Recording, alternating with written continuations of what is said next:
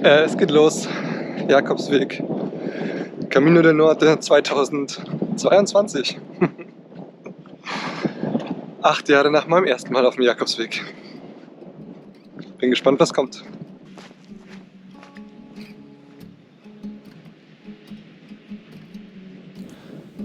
Ich tue mich gerade schwer, ein Video über den Camino zu machen. Der Jakobsweg ist besonders. Er war vor 8 Jahren meine erste längere Wanderung und hat danach mein Leben komplett auf den Kopf gestellt. Und mich auch ein Stück weit zu dem Menschen gemacht, der ich bin. Das mag vielleicht sehr kitschig klingen, aber damals hat er wirklich viel in Bewegung gebracht. Jetzt bin ich wieder auf ihm unterwegs. Diesmal auf dem Camino del Norte mit nicht mal genug Zeit im Gepäck, um den ganzen Weg nach Santiago zu machen. Bis nach Gijón wird es aber wahrscheinlich gehen, ca. 600 Kilometer.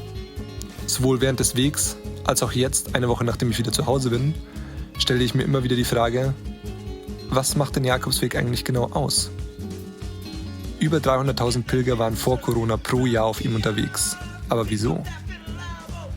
Der Camino del Norte wird oft als schönster Jakobsweg bezeichnet.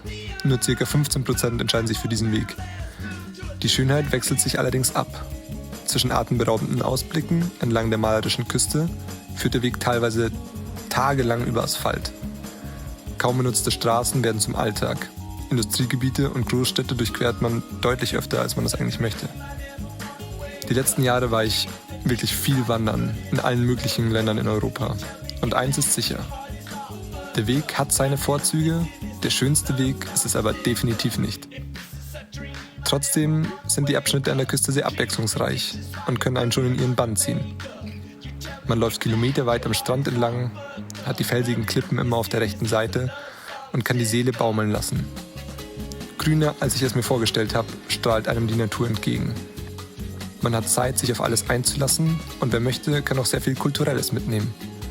So laden zum Beispiel kleine spanische Orte immer wieder zum Verweilen ein und man fühlt sich in den engen kleinen Gassen teilweise wirklich in die Vergangenheit zurückversetzt. Außerdem finden sich, wie es so ein Pilgerweg eben an sich hat, eine Kirche nach der anderen. Kathedralen, Kapellen, jede Ortschaft zeigt ihre enge Verbundenheit mit der Kirche. All das ist wunderschön, doch dieses Gefühl finde ich auf den meisten anderen Wegen auch. Was den Weg für mich aber immer wieder außergewöhnlich macht, sind die Menschen. Keine Woche nachdem ich gestartet bin, finde ich mich als fester Bestandteil einer kleinen Gruppe wieder. Wie es im Alltag wohl kaum stattfinden kann, wachsen wir hier innerhalb weniger Tage zu einer kleinen Familie zusammen. Jeder, der es kennt, wird es verstehen. Wer es nicht kennt, kann es wahrscheinlich auch kaum nachvollziehen. Aber der Weg macht etwas mit einem und verbindet Menschen so schnell, die sich vielleicht anders nie gefunden hätten. Jeder Tag wird zur Reise. Zeit wird komplett anders wahrgenommen.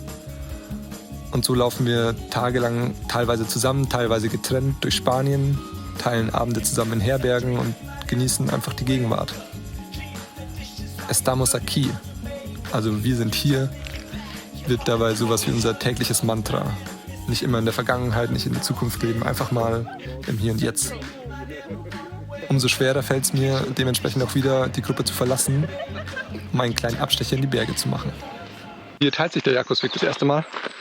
Ich könnte jetzt nach rechts weitergehen und dem Jakobsweg folgen oder nach links und dem Camino Lebaniego folgen nach Santo Toribio, was ich machen werde, weil ich einen kleinen Umweg laufe, um in die Picos de Europa zu laufen, in die hohen Berge, die im Norden von Spanien sind. Ich freue mich gerade schon wie ein kleines Kind drauf, endlich in den Bergen zu sein. Circa 125 Kilometer Umweg. Aber ich habe gerade so Bock. Ich freue mich richtig, aber jetzt gibt es nur noch Berge die nächsten paar Tage.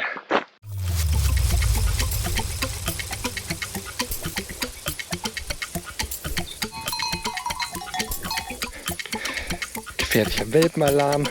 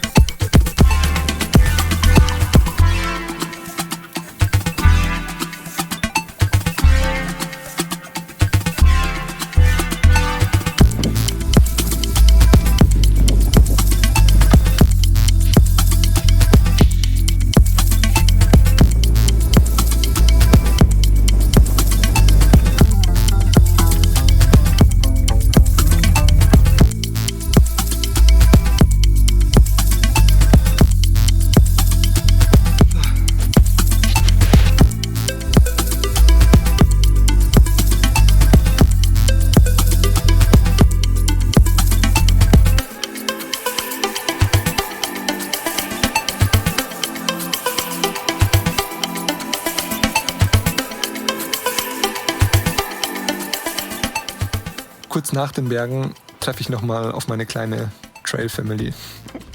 Und wir verbringen nochmal ein paar Tage zusammen, bevor es in Gijón für mich zurückgeht. Der Rest setzt seinen Weg nach Santiago fort. Trotz der kurzen Zeit ist aber eine Verbindung entstanden, die halten wird. Man sagt, der erste Camino ist so wie die erste Liebe. Es wäre aber ein Fehler, diesen Weg mit meinem Weg vor 8 Jahren zu vergleichen. Sie hätten unterschiedlicher nämlich kaum sein können.